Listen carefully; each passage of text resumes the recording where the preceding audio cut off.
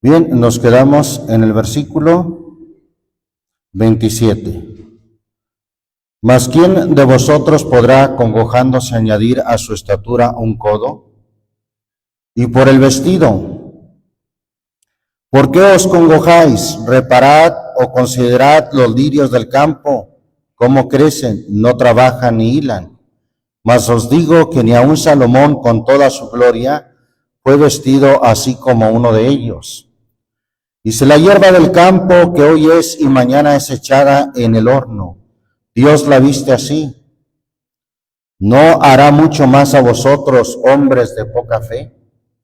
No os congojéis pues diciendo qué comeremos o qué beberemos o con qué nos cubriremos, porque los gentiles buscan todas estas cosas, que vuestro Padre Celestial sabe que de todas estas cosas habéis menester o tenéis necesidad. Más, dice el versículo 33, más buscad primeramente el reino de Dios y su justicia, y todas estas cosas os serán añadidas. Así que no os congojéis por el día de mañana, que el día de mañana traerá su fatiga. Basta al día su afán. Bien, tenemos esta escritura, hermano, que quizás muchos la saben de memoria, pero sin embargo es importante ponerse a meditar en el significado de esta escritura. Después de hablar de las cosas de las cuales el hombre se ocupa y busca, como es la riqueza, como es el hacer tesoros, como es el buscar el vestido, el calzado, el qué comer. Después de estas cosas que refiere el mismo Señor Jesucristo, Él dice en este versículo 33, más. Esa palabra más nos indica en relación a todo lo antes dicho, ahora buscad primeramente el reino de Dios. ¿Qué es buscad primeramente el reino de Dios?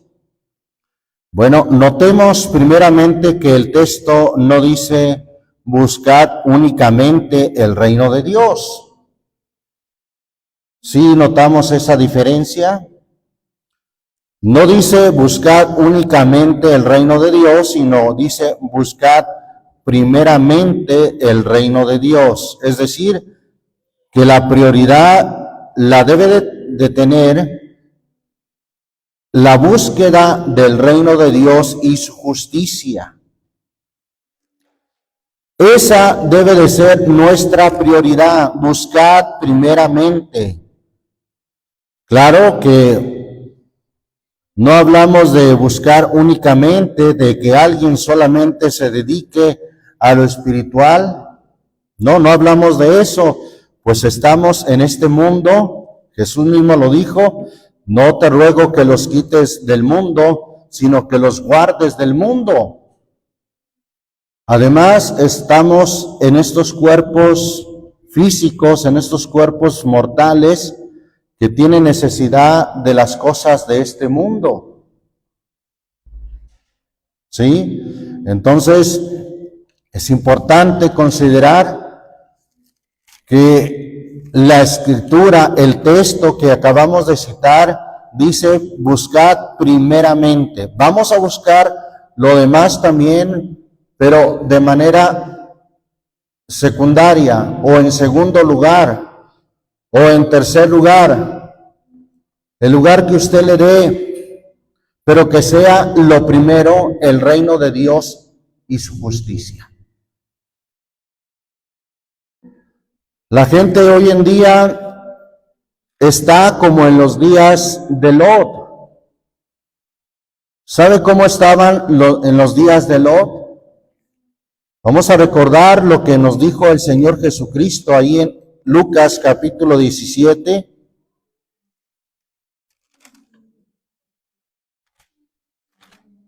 Evangelio según Lucas capítulo 17. Dice ahí la palabra de Dios en el versículo 28. ¿Lo tenemos?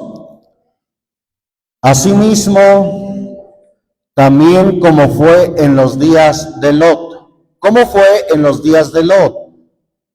Comían, bebían, compraban, vendían, plantaban, edificaban. Y todo esto tiene que hacerse con mucha ocupación, ¿cierto? ¿Cómo está hoy en día la gente, hermano? Pues es muy similar a los días de Lot, comiendo, bebiendo, comprando, vendiendo, plantando, edificando, haciendo proyectos, emprendiendo negocios. Así estaban en los días de Lot. Y esto el Señor Jesús nos lo advierte, que tengamos cuidado de estas cosas, porque viene haciendo referencia desde el versículo 24. Mire lo que dice el versículo 24. Porque como el relámpago relampagueando desde una parte de debajo del cielo, resplandece hasta la otra debajo del cielo, así también será el Hijo del Hombre en su día. Está hablando de la segunda venida del Señor Jesucristo. Claro, primero sucedía lo que Él vino a cumplir en su primera venida. ¿Qué vino a cumplir? Lo que dice el versículo 25, mas primero es necesario que padezca mucho y sea reprobado de esta generación. Y hace referencia a otros días, como fue en los días de Noé, así también será en los días del Hijo del Hombre. Comían, bebían, los hombres tomaban mujeres y las mujeres maridos, hasta el día que entró Noé en el arca y vino el diluvio y destruyó a todos. Así como esos días, también como en los días de Lot, volvemos al versículo 28, asimismo también como en los días de Lot, comían, bebían, compraban, vendían, plantaban, edificaban. Mas el día que Lot salió de Sodoma, llovió del cielo fuego y azufre y destruyó a todos. Como esto será el día en que el Hijo del Hombre se manifestará. Es decir, esa palabra manifestará también se puede traducir como revelará. El día en que el Hijo del Hombre se va a revelar, se va a dar a conocer. Eso quiere decir manifestarse, darse a conocer. Hoy en día creemos que el Señor Jesús está entre nosotros, Él lo prometió, pero en su espíritu. El Señor es el espíritu, como dice allá, 2 Corintios 3, el Señor es el espíritu y donde está el espíritu del Señor, allí hay libertad. Pero también esperamos su manifestación gloriosa. Sí, así dice la Escritura en la carta del apóstol Pablo a Tito, capítulo 2, por el versículo 13, esperando la manifestación gloriosa de nuestro gran Dios y Salvador Jesucristo. ¿Qué es esa manifestación gloriosa? De que Él se va a dar a conocer con grande poder, con grande gloria. Es una manifestación gloriosa porque en su primera manifestación Jesús se manifestó humildemente. De Él estaba escrito por el profeta que dijo: alégrate mucho, hija de Sión, y da voces de júbilo, porque aquí tu rey viene manso y humilde sobre un pollino, hijo de asna. Así entró a Jerusalén el Señor sobre un pollino humildemente. Es por eso que los judíos no lo reconocieron como su Mesías, porque ellos solamente se enfocaban en las profecías de la manifestación gloriosa de nuestro gran Dios, que vendrá con grande poder y gloria, que vendrá a imponer su reino, su gloria, su majestad. Y bueno, vieron a un Mesías montado sobre un pollino hijo de asna, manso y humilde, entrando a Jerusalén, y ellos dijeron, este no es el Mesías. Sin embargo, ellos ignoraron esa manifestación que dice Juan. Juan nos lo explica muy claramente cuando dice, el verbo fue hecho carne y habitó entre nosotros. Juan 1:14 menciona eso, cómo el verbo se hizo carne y habitó entre nosotros y vimos su gloria, gloria como del unigénito del Padre, lleno de gracia y de verdad. Ellos no entendieron esa profecía. Sin embargo, aquí, hermano, está hablando del día en que el Hijo del Hombre se manifestará, pero esta manifestación será con grande poder y gloria. Entonces, hermano, se va a cumplir lo que una de las estrofas que cantábamos en ese canto, qué grande es Dios. Cuando Él aparezca, entonces, con grande poder, con grande gloria, entonces, dice el canto, yo diré, qué grande es Dios. Majestuoso, sublime, Dios todopoderoso. El día del Señor vendrá, y aunque muchos no lo crean, aunque muchos se burlen, Pedro dijo que habría burladores diciendo, ¿dónde está la promesa de su venida? Porque desde el día en que los padres durmieron, todas las cosas permanecen así como desde el principio. Mas, oh amados, no ignoréis esto una cosa, que 1000 años para el Señor son como un día, y un día para el Señor son como 1000 años. El Señor no tarda su promesa como algunos la tienen por tardanza, sino que es paciente para con nosotros, no queriendo que ninguno se pierda, sino que todos procedan al arrepentimiento. Mas el día del Señor vendrá, grande y manifiesto, en el cual los cielos siendo encendidos serán deshechos, y la tierra y las obras que en ella están serán quemadas. Por lo cual, oh amados, como todas estas cosas han de ser hechas, que tal nos conviene que nosotros vivamos en santas y pías conversaciones o manera de vivir, apresurándonos para la venida del día de Dios.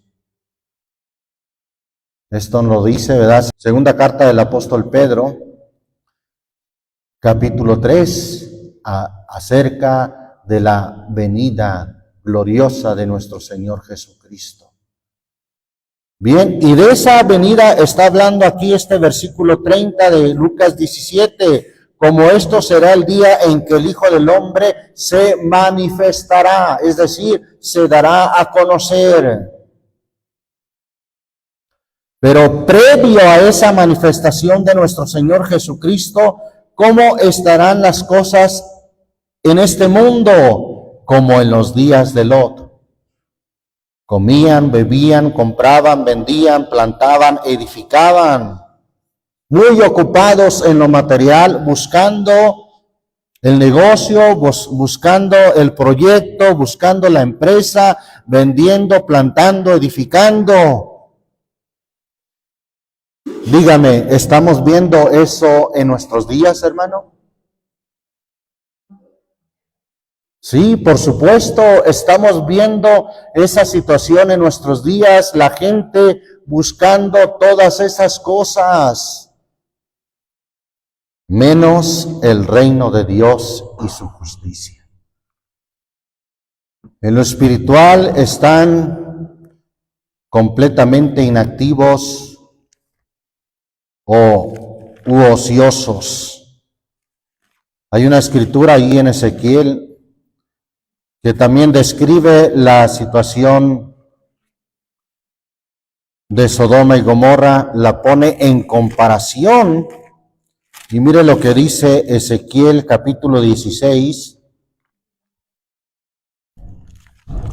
Ezequiel capítulo 16,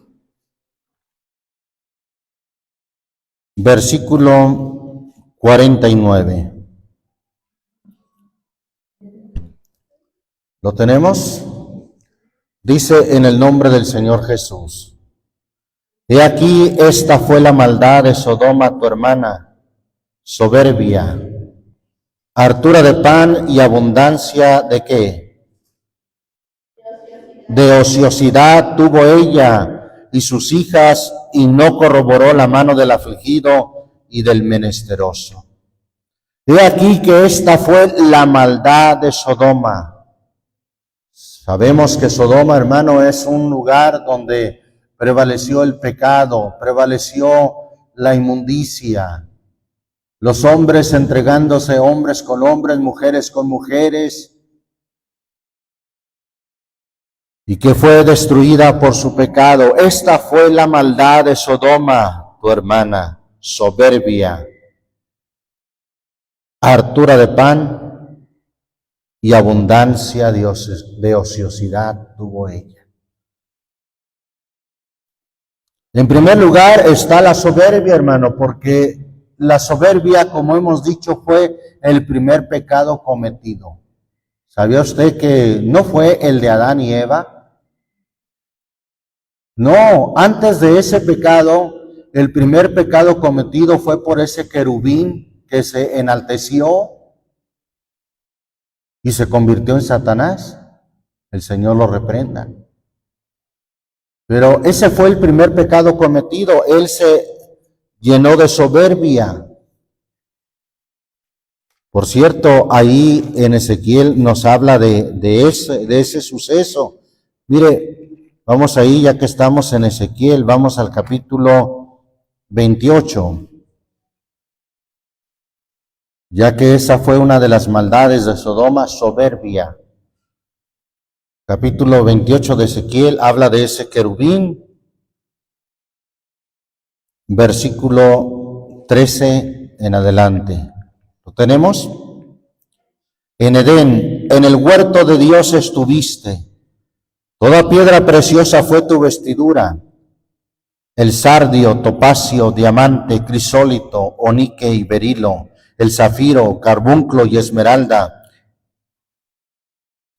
y oro, los primores de tus tamboriles y pífanos estuvieron apercibidos para ti en el día de tu creación. Tú, querubín grande cubridor, yo te puse en el santo monte de Dios, estuviste. En medio de piedras de fuego has andado, dice el versículo 15. ¿Cómo era este querubín, hermano? Perfecto eras en todos tus caminos desde el día en que fuiste criado hasta que se halló en ti maldad. En él se halló la maldad, hermano. Siempre la gente es dada a echarle la culpa al diablo. Sí, es que el diablo me engañó. Es que el diablo me sedujo. Bueno, cierto, cumple una función de tentador, pero al diablo, a este querubín, ¿quién lo engañó?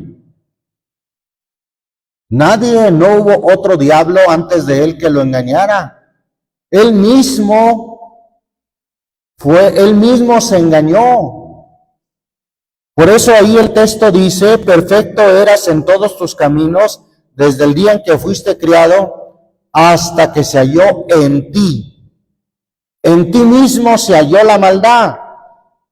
¿Y cuál fue esa maldad? Sigue diciendo, a causa de la multitud de tu contratación fuiste llenos de iniquidad y pecaste, por lo que yo te eché del monte de Dios y te arrojé de entre las piedras de fuego, oh querubín cubridor.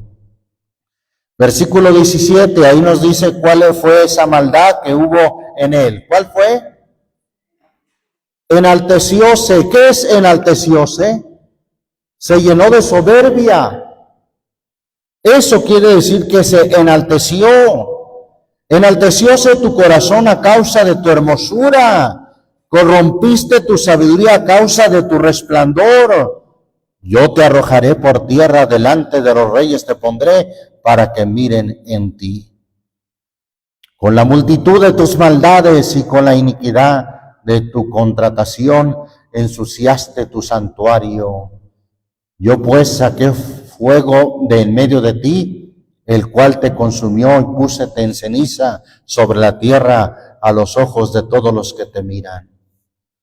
Ahí está el primer pecado que se cometió, fue precisamente la soberbia. ¿Cuál fue la maldad de Sodoma? Soberbia.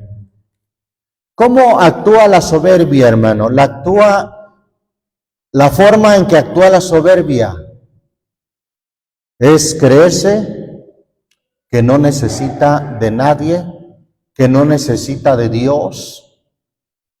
Lo que ha logrado, él solo lo ha logrado por sus fuerzas, por su capacidad, por su sabiduría, por su inteligencia. El soberbio dice, no necesito de Dios. El soberbio dice, no tengo tiempo para las cosas de Dios. El soberbio, hermano, se cree que lo sabe todo y que no necesita de nadie. Bueno, pues esa fue el pecado de Sodoma, soberbia. Y hay otra cosa que menciona ahí, soberbia, ¿y qué más? Según, volviendo a Ezequiel capítulo 16, volvemos al capítulo 16, miren el versículo 49. He aquí, esta fue la maldad de Sodoma, tu hermana, soberbia, hartura de pan. ¿Qué quiere decir eso de hartura de pan? Bueno, pues ese es uno de los pecados. También está relacionado con no tener necesidad, tenerlo todo.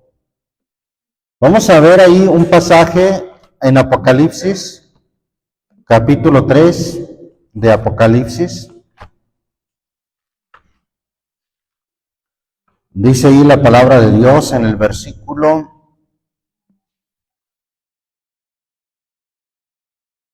15. Amén.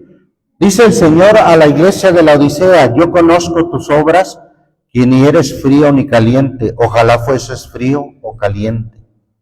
Mas porque eres tibio y no frío ni caliente, te vomitaré de mi boca. Porque tú dices, ¿qué decía esta iglesia tibia?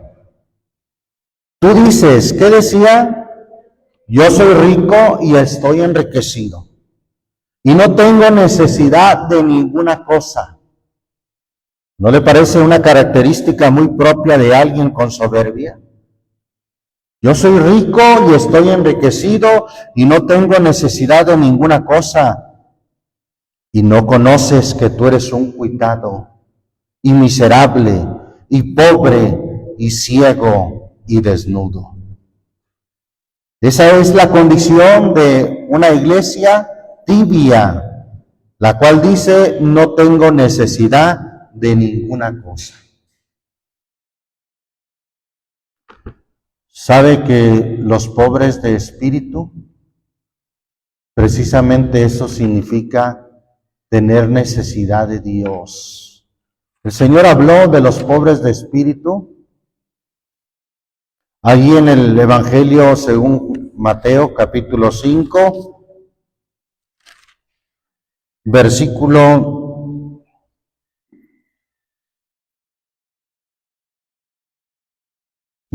2 y 3 dice, y abriendo su boca les enseñaba diciendo, bienaventurados los pobres en espíritu, porque de ellos es el reino de los cielos.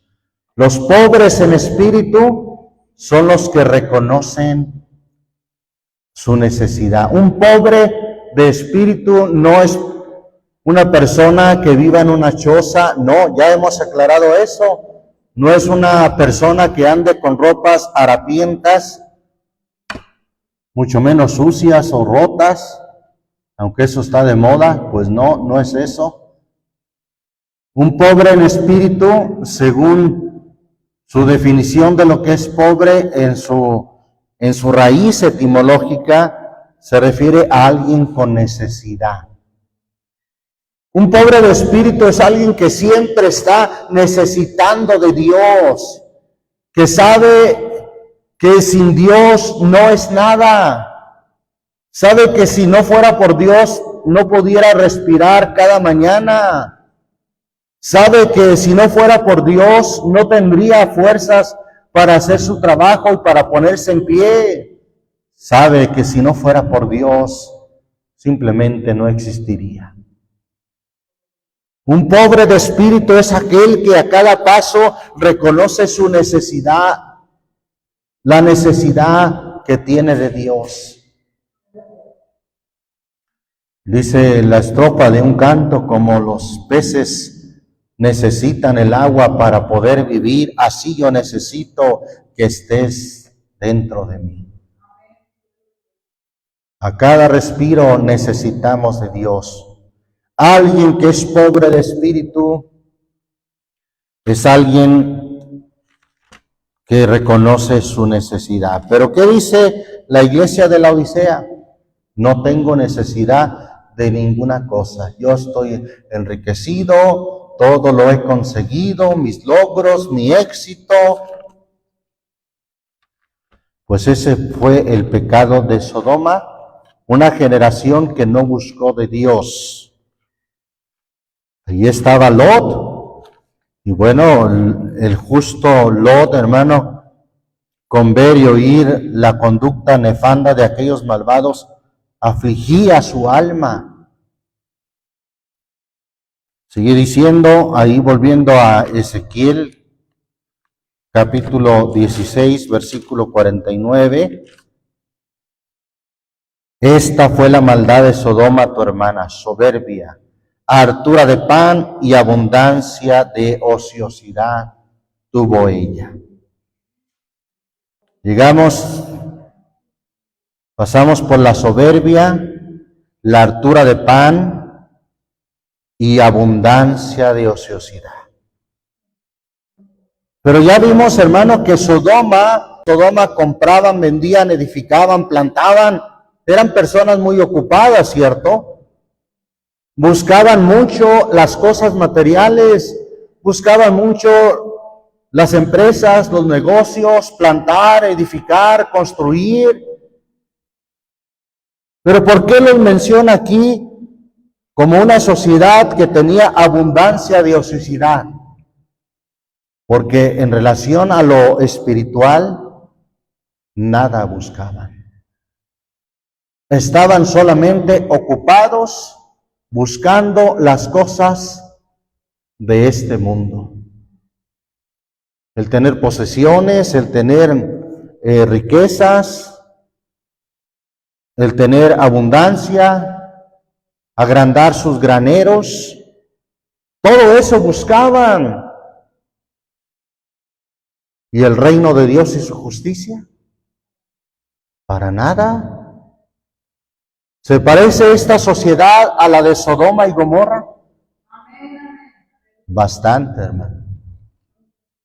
Y si esta sociedad se parece a la de Sodoma y Gomorra, estamos muy próximos a la venida gloriosa de nuestro Señor Jesucristo.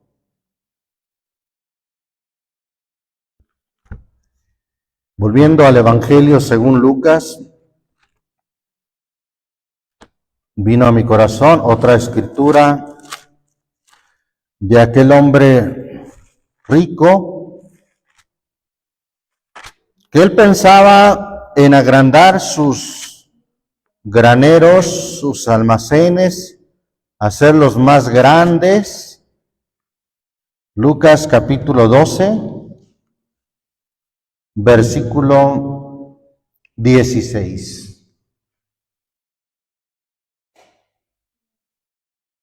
¿Lo tenemos? Dice en el nombre del Señor Jesús. Y refirióles una parábola diciendo, la heredad de un hombre rico había llevado mucho, y él pensaba dentro de sí diciendo, ¿qué haré? Porque no tengo dónde juntar mis frutos. Y dijo, esto haré, derribaré mis alfolíes y los edificaré mayores, y allí juntaré todos mis frutos y mis bienes. Y diré a mi alma, alma, Muchos bienes tienes almacenados para muchos años. Repósate, come, bebe, huélgate o alégrate. Y díjole Dios, necio, esta noche vuelven a pedir tu alma y lo que has prevenido, ¿de quién será? Así es el que hace para sí tesoro y no es rico en Dios. No es rico en Dios, no hace tesoro en el cielo. Bueno, pues así está la gente, quizás unos en menor y otros en mayor escala, pero así tenemos una sociedad en la cual están buscando agrandar sus alfolíes o sus graneros, agrandar sus cuentas bancarias, agrandar sus posesiones. Dijo este hombre, los voy a hacer más grandes, los edificaré mayores. Y entonces dijo, entonces diré a mi alma, alma, muchos bienes tienes almacenados para muchos años.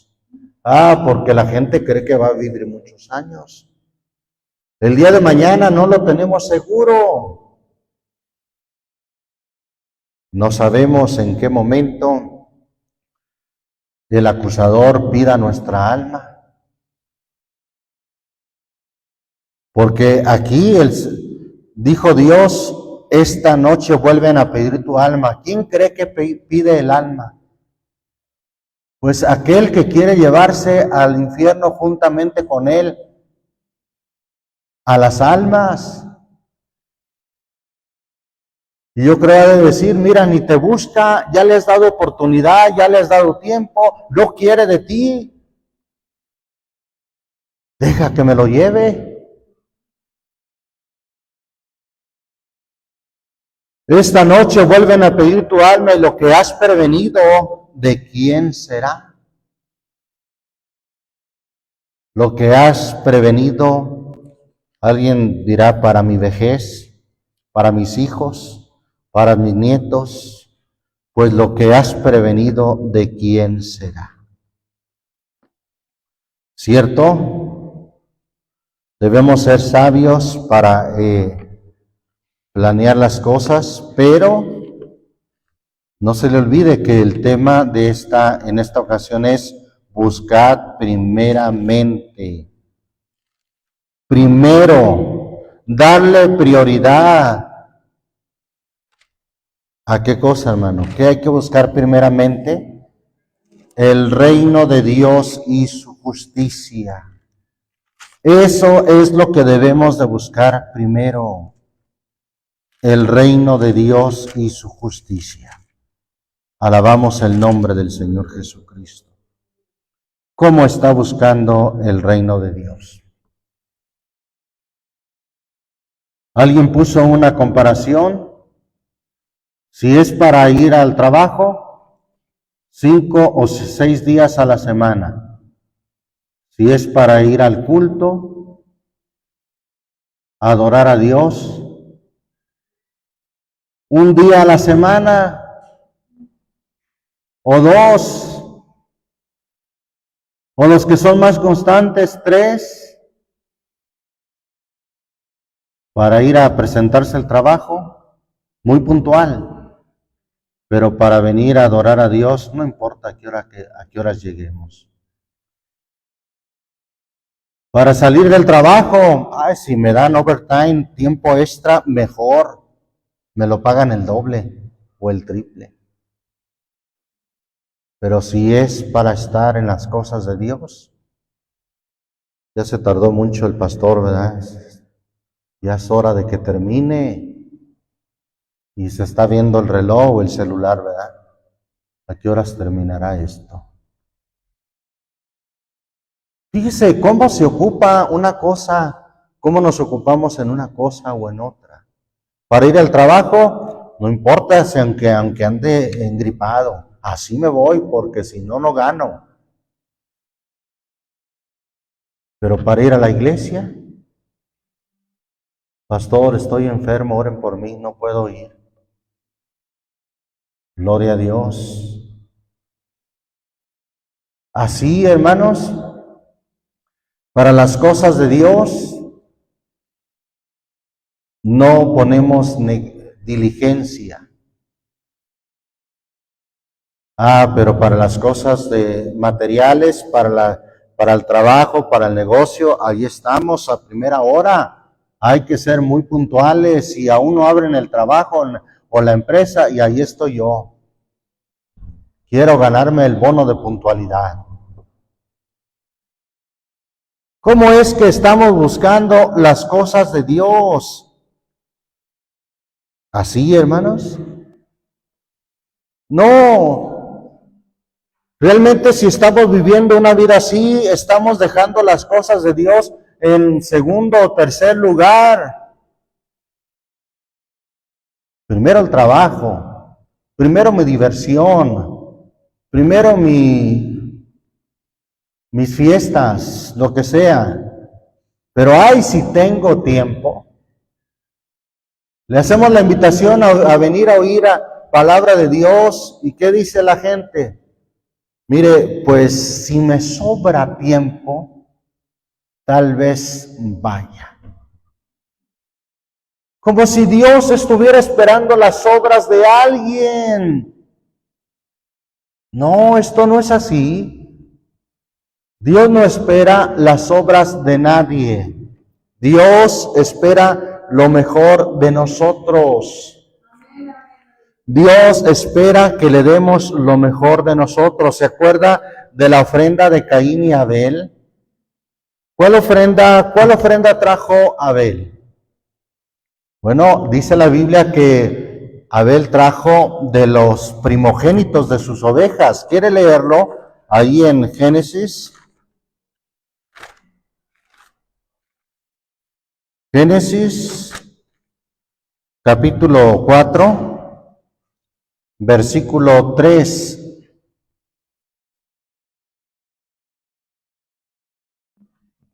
¿Lo tenemos?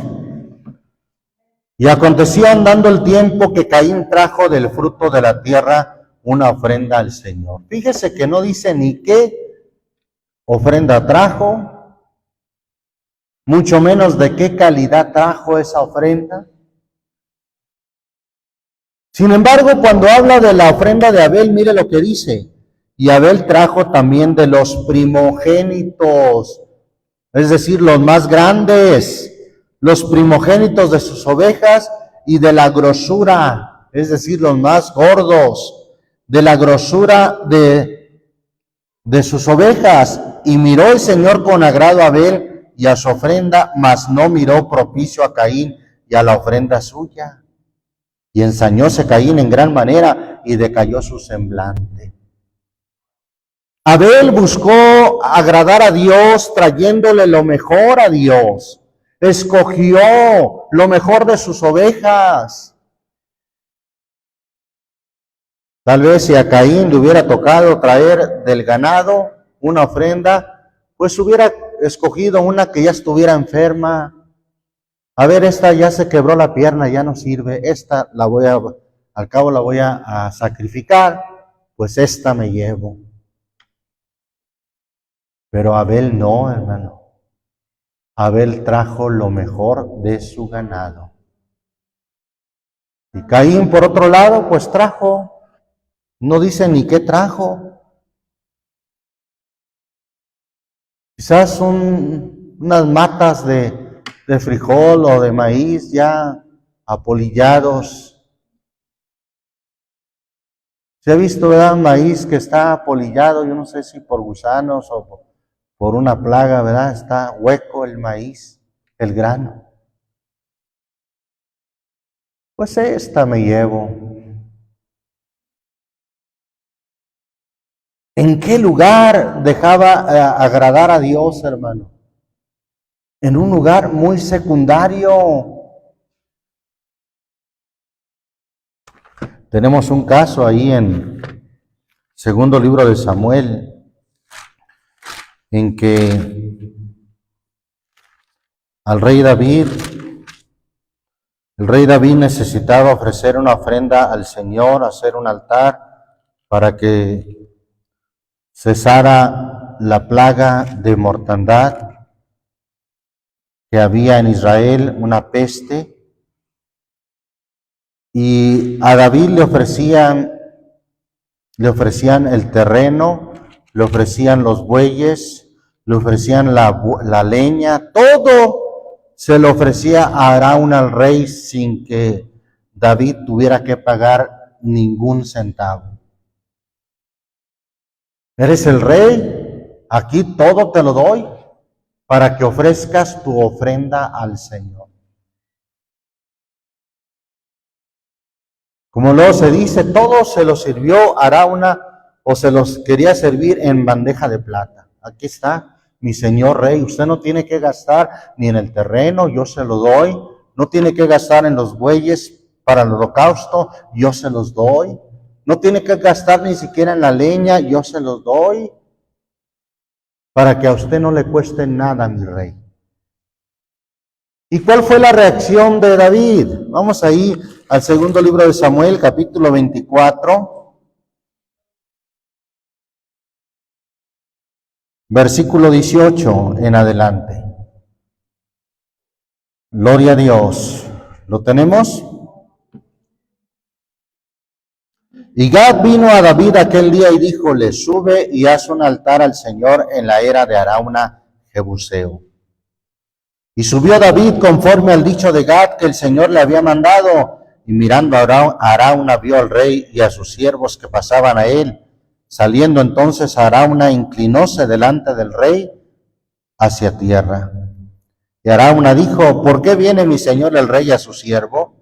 Y David respondió, para comprar de ti la era, para edificar altar al Señor a fin de que la mortandad cese del pueblo. Y Arauna dijo a David, tome y sacrifique mi señor el rey lo que bien le pareciere. He aquí bueyes para el holocausto, trillos y otros pertrechos de bueyes para leña. Todo lo da como un rey Arauna al rey. Luego dijo Arauna al rey, el Señor tu Dios te sea propicio. Versículo 24, y el rey dijo a Arauna, ¿qué le dijo? Qué bueno que me das todo, así no tengo que sacrificarme ni gastar ni un centavo. ¿Verdad que no? Dijo no, un rotundo no. No a qué, no te acepto nada gratis. No te acepto nada dado. No, sino por precio te lo compraré. Porque no ofreceré al Señor mi Dios holocausto o sacrificio por nada. Otra versión dice, sacrificio que no me cueste nada. Entonces David compró la era y los bueyes por 50 siclos de plata y edificó allí David un altar al Señor y sacrificó holocaustos y pacíficos y el Señor se aplacó con la tierra y cesó la plaga de Israel. Ahí está, hermano, cómo este hombre de Dios buscaba agradar a Dios. Él no quería hacer un sacrificio que no le costara nada. Hoy en día muchos para buscar las cosas de Dios, pues si el pastor pasa por mí, voy a la iglesia. O mira, mejor hay que reunirnos en aquella iglesia, tienen hasta autobuses para pasar por los hermanos. Así no gastamos gasolina, así no tenemos que sacrificarnos. Pasan a nuestra casa y nos dejan de regreso. Oye, está bien. Y luego tienen alfombra para que tus rodillas, si es que se inclinan, ¿verdad? Porque ya en muchos lugares ni eso. Está bien acondicionado el lugar para que no te tengas que sacrificar. Mira, hasta tienen aire acondicionado para el tiempo de calor. Tienen calefacción para cuando hace frío. Pues eso está bueno. De aquí soy yo. Qué bonito lugar, ¿verdad? Pues la gente busca no sacrificarse, que no le cueste nada. Fíjate, lo hacen a una hora muy conveniente. a una hora en que ya podemos salir a convivir, a hacer nuestras carnes asadas, y así ya nos desocupamos temprano y vamos con la familia, con los amigos, a la carne asada. ¿En qué lugar o de qué manera están buscando las cosas de Dios?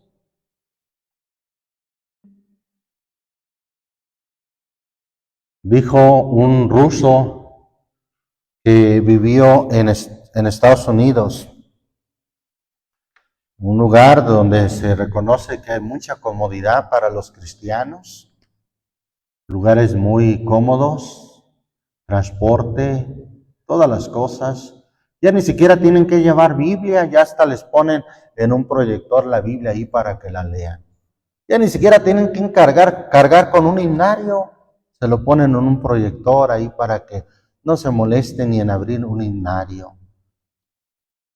Y dijo este ruso, haciendo una reflexión de cómo su pueblo había sobrevivido, el pueblo de Dios, el pueblo cristiano había sobrevivido a la dictadura de Stanley.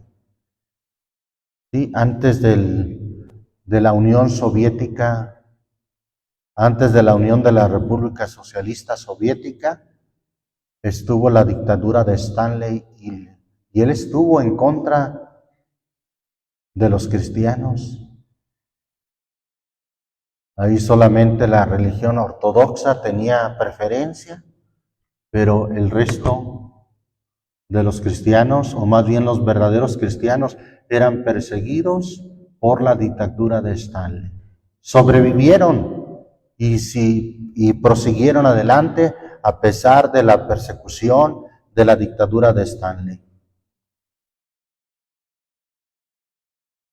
Luego vino el comunismo y no derrotó a los cristianos.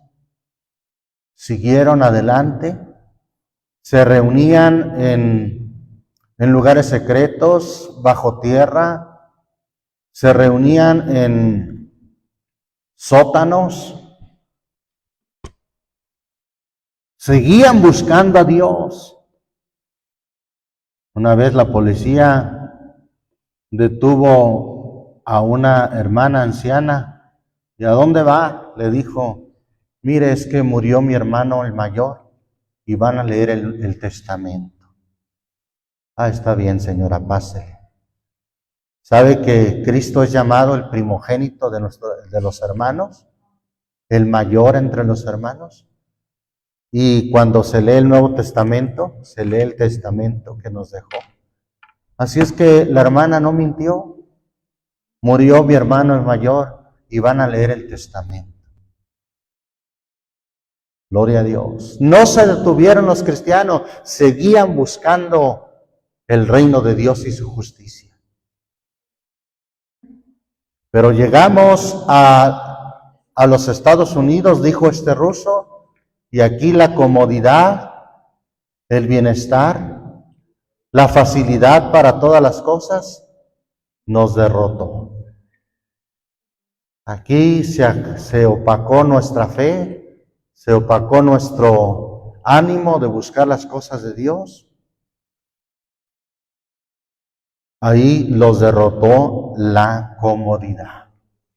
Ese sentir de que yo estoy rico y estoy enriquecido y no tengo necesidad de ninguna cosa, ahí fueron derrotados muchos de los cristianos de Rusia. ¿Qué tanto estamos dispuestos a buscar el reino de Dios? Si no nos cuesta, está bien. Pero si me cuesta tiempo, si me cuesta esfuerzo, si me cuesta que pagar gasolina, muchos no lo buscan. Cuando el texto dice, mas buscad primeramente el reino de Dios y su justicia, y todas las demás cosas os serán añadidas. Busca primero el reino de Dios. No busques otras cosas. No busques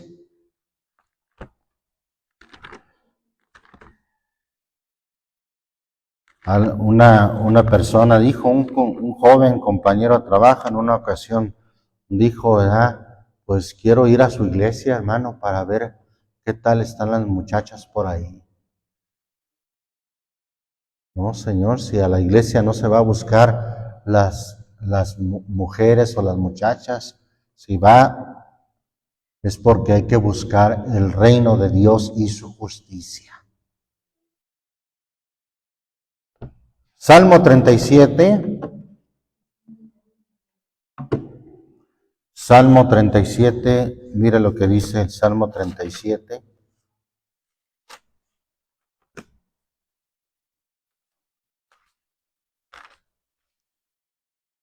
¿Lo tenemos? Dice el versículo, vamos a leer del 1 al 4. No te impacientes a causa de los malignos, ni tengas envidia de los que hacen iniquidad, porque como hierba serán presto cortados y decaerán como verdor de renuevo. Espera en el Señor y haz bien. Espera en el Señor y haz bien, vivirás en la tierra y en verdad serás alimentado. Versículo 4, pon asimismo tu delicia en el Señor y Él te dará las peticiones de tu corazón. Pon primero tu delicia en el Señor, que el Señor sea tu deleite y Él te dará las peticiones de tu corazón. Alabamos el nombre del Señor Jesucristo. Vamos a ver ahí una escritura más, Marcos, Evangelio según Marcos, capítulo 10.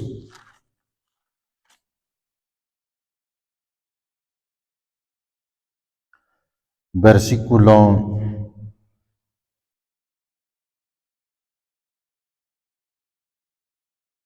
17. Amén. Y saliendo él para ir su camino, vino uno corriendo, hincando la rodilla delante de él, le preguntó: Maestro bueno, ¿qué haré para poseer la vida eterna? Y Jesús le dijo: ¿por qué me dices bueno? Ninguno hay bueno sino solo uno, Dios. Los mandamientos sabes: no adulteres, no mates, no hurtes, no digas falso testimonio, no defraudes, honra a tu padre y a tu madre. Él entonces respondiendo le dijo: Maestro, todo esto he guardado desde mi mocedad. Entonces Jesús mirándole amóle y díjole: una cosa te falta. Ve, vende todo lo que tienes y da a los pobres, y tendrás tesoro ¿en dónde? En el cielo, y ven, sígueme tomando tu cruz.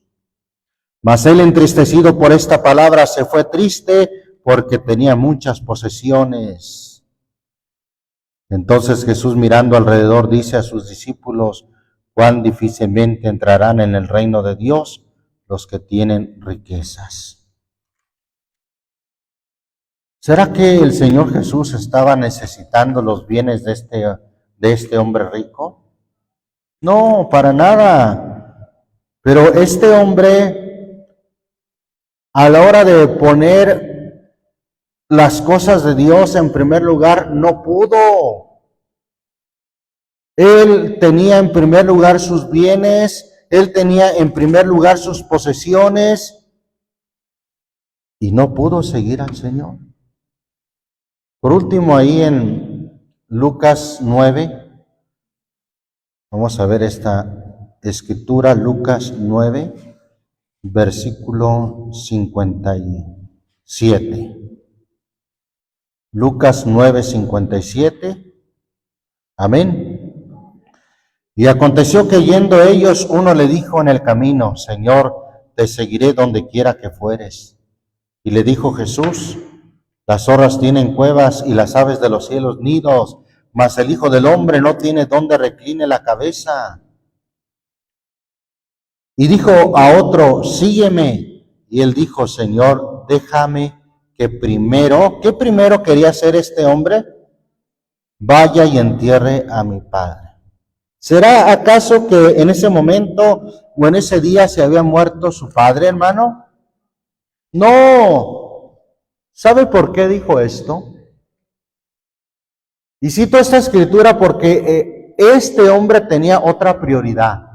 ¿Nota usted que ahí dijo, deja que primero vaya y entierre a mi padre? Él tenía esa prioridad. Antes de seguirte, primero quiero hacer esto. Ya hemos dicho que aquí el Señor habla de que siguiéndolo a Él no habría comodidades, no habría riquezas. Él dijo, las zorras tienen cuevas y las aves de los cielos nido, mas el Hijo del Hombre no tiene donde recline la cabeza. Al oír esto, este hombre, ¿qué diría, hermano? No, pues está de pensarse, si lo sigo, no hay ni dónde hospedarse. Ya aquí está dando a entender el maestro que ni hoteles, ni hospedaje vamos a tener. Dice que las aves de los cielos tienen nidos, las zorras tienen cuevas, pero él, siendo el maestro, no tiene donde recline la cabeza. Seguramente pensó, pues a mí, ¿qué me espera? Entonces, cuando el Señor le dijo, sígueme, él dijo, no, Señor, espérame, que tengo otra prioridad. Primero, deja que vaya y entierre a mi padre. ¿Qué quiso decir con esto? Deja que primero se muera mi padre, me den mi herencia, así obtengo bienes y ya no voy tan a la deriva contigo, Señor. Ya traeré dinero pues para hospedarme bien, para comer bien. Deja que primero vaya y entierre a mi padre. El Señor Jesús le dijo, versículo 60, deja a los muertos que entierren a sus muertos y tú ve y anuncia el reino de Dios. Entonces también dijo otro, te seguiré, Señor, mas déjame que me despida primero. ¿Qué quería hacer primero? Despedirse de los que estaban en casa. Jesús le dijo, ninguno que poniendo su mano al arado mira atrás es apto para el reino de Dios. Buscad primeramente el reino de Dios y su justicia, y todas estas cosas os serán añadidas.